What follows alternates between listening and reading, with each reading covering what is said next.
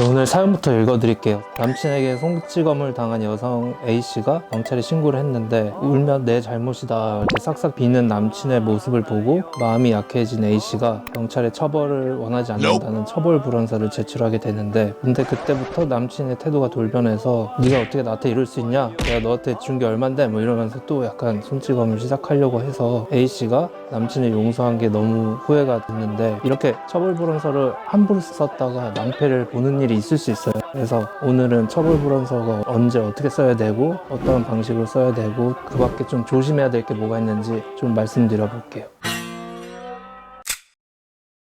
범죄가 종류가 좀 나눌 수가 있는데, 신고죄라는 게 있고 반의사 불벌죄라는 게 있고 뭐 그렇지 않은 범죄들이 있고 막 그래요. 근데 이제 친고죄와 반의사 불벌죄를 좀 구분할 줄 아셔야 되는데, 친고죄는 피해자가 고소를 하지 않으면 아예 수사기관이 수사조차 할 수 없는 범죄들이에요. 친고죄라고 볼 수 있는 범죄 중에 저희가 뭐 주목해야 될 범죄는 별로 없는데, 문제는 반의사 불벌죄예요. 반의사 불벌죄는 친고죄랑 달리 피해자가 고소를 굳이 하지 않아도 경찰이 알아서 인지해서 수사를 할 수 있어요. 근데 다만 그렇게 해서 처벌도 경찰이 할 수 있는데, 피해자가 처벌을 원치 않는다라는 의사를 표현을 하면 처벌을 할 수 없게 되는 범죄예요. 문제는 고소에 관련돼서 형사소송법에 규정이 있는데, 고소를 했다가 고소를 취하를 하면 재고소를 못하게 돼 있어요, 형사소송법상. 그러니까 내가 이 사람한테 사기를 당했다 그래서 고소를 했는데 뭐 합의금을 주겠다 해가지고 고소 취하를 해줬어요. 근데 합의금이 지급이 안 되는 거예요. 그래도 재고소를 할 수가 없어요. 그런 재고소 제한 규정이 반의사 불벌죄에도 준용이 돼요. 그래서 반의사 불벌죄도 한번 처벌 불원의 의사를 표시했으면 그 다음에 다시 그거를 철회를 할 수가 없게 돼 있거든요. 그러니까 처벌 불원서를 써주는 게 그런 의미가 있는 거예요. 반의사 불벌죄에 해당하는 범죄가 뭐가 있냐면 대표적으로 폭행이에요. 폭행, 그리고 협박, 명예훼손, 과실치상 이런 범죄들이 반의사 불벌죄예요. 협박을 내가 당했는데 뭐 처벌 불원의 의사를 표시하면 처벌할 수가 없는 거예요. 근데 이것도 재고소에 제한 규정이 준용되기 때문에 이렇게 한번 내가 처벌 원치 않습니다 라고 얘기했는데 그걸 처리를 할 수가 없어요. 그러니까 함부로 써주시면 안 되는 거죠. 그 내용은 대충 뭐 그렇게 복잡하진 않아요. 제목도 뭐 처벌 불원서 이렇게 쓰면 되겠죠. 아니면 합의서 이런 형식으로 쓰는 경우도 있어요. 그러니까 내용에 처벌을 원치 않는다라는 취지만 들어가면 되니까 제목은 중요치 않아요. 취하서 이렇게 쓰기도 해요. 내용에는 이렇게 이런 말 쓰는 거죠. 피해자는 가해자와 상호 원만히 합의하여 피의자의 처벌을 원치 않습니다. 뭐 이런 식으로 쓰는 거예요. 이거 처벌 불원서는 이 사람이 만약에 재판에 넘어갔을 때 1심 선고 전까지만 낼 수 있어요. 그러니까 1심 선고가 난 후에는 이제 처벌 불원의 의사를 표시할 수가 없고, 당연히 이제 인적 사항이 적혀 있어야겠죠. 피의자 누구, 피고인 누구 이렇게 쓰시고, 인적 사항 적고, 피해자 누구 인적 사항 적으시고, 피해자는 피의자와 상호 원만히 합의하여 처벌을 원치 않습니다 이렇게 내용을 쓰시고, 각자 뭐 주소도 쓰시고, 신분증이나 인감증명서 같은 걸 첨부하는 게 관례예요. 그래서 그렇게 해서 한 형식으로 수사기관에 제출하시면 돼요. 혹은 이제 재판에 갔다고 하면 법원에 제출하시면 되고, 이 사례처럼 좀 조심해야 되실 게 있어요. 이분은 이제 연인 관계라고 하니까 마음이 흔들려가지고 써주실 수밖에 없죠. 사랑하는 사이라면. 근데 예전에도 말씀드렸지만 폭행이나 이런 거는 습관성이라서 한 번 있으면 강도가 점점 세지지 없어지지 않아요. 그러니까 이렇게 처벌불원서 함부로 써주시거나 그러면 또 송치검할 가능성이 있고, 그땐 또 더 싹싹 빌면서 울고 막 이러실 건데 함부로 써주시면 안 돼요. 합의를 요구를 하면서 합의금과 함께 처벌불원서를 같이 이제 교환을 하는 경우가 많은데, 약속만 하고 돈이 지급이 안 되는 경우도 가끔 있어요. 그런데 나는 이미 처벌불원서 써줬는데 입금이 안 돼요. 이런 가능성이 있으니까 항상 합의금을, 입금을 먼저 받으시는 게 좋죠.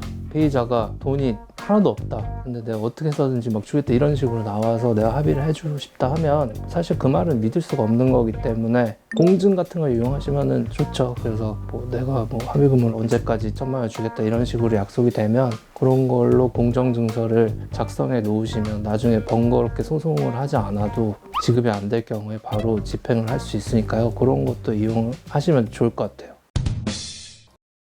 친고죄나 반의사 불벌죄에서는 이렇게 처벌 불원서의 존재 유무가 뭐 처벌 아예 못하게 되는 이런 효과가 있는데, 나머지 범죄들에서는 처벌 불원서를 낸다고 해도 처벌은 되는 거예요. 반의사 불벌죄가 아닌 범죄들은 처벌 불원서를 내도 어쨌든 처벌은 해요. 대표적으로 사기죄 같은 거죠. 사기로 뭐 이렇게 고소가 되면 합의를 많이 하시잖아요. 근데 합의를 해도 처벌을 하는데 왜 합의를 할까 이렇게 하는데 그게 이제 양형 참작 사유에 들어가기 때문이에요. 사기범에 대해서는 판결문에 뭐 이렇게 적혀요.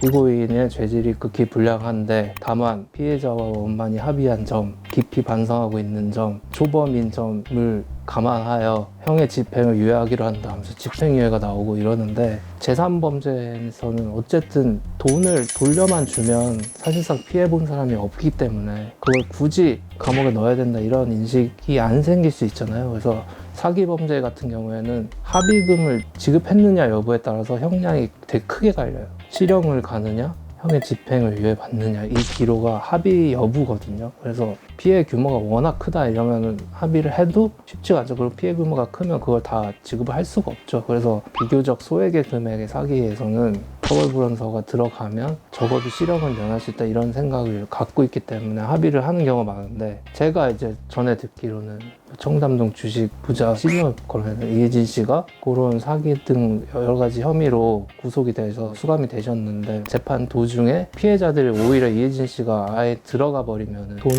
받을 길이 더 없어지니까 처벌불원서를 막 자진해서 써주셨다고 해요. 이거 좀 특수한 케이스죠. 근데 이렇게 피해자들이 굳이 처벌 원치 않는다면 이런 처벌불원서를 막 제출하면 실제로 법원에서도 형을 내리는데 참작을 많이 해요. 피해자들이 처벌을 원치 않는다는데 굳이 내가 처벌을 해야 되나? 제가 판사라도 그런 생각이 들 것 같아요. 처벌불원서가 그런 효과가 있기 때문에 꼭 반의사 불벌죄가 아니라도 기타 다른 범죄에서도 그런 합의서를 받는 거를 일단 최우선으로 생각해요. 그러니까 이게 혐의가 상당 부분 이미 입증이 돼 있고 그냥 갔다가는 유죄 가능성이 높다고 판단이 되면 합의를 위해서 노력을 많이 하죠, 변호사들이. 어쨌든 처벌불원서는 작성해 주실 때 조심하셔야 된다. 이게 꽤 많은 반영이 된다. 피의자의 처벌에 있어서 그렇게 아시면 될 것 같아요.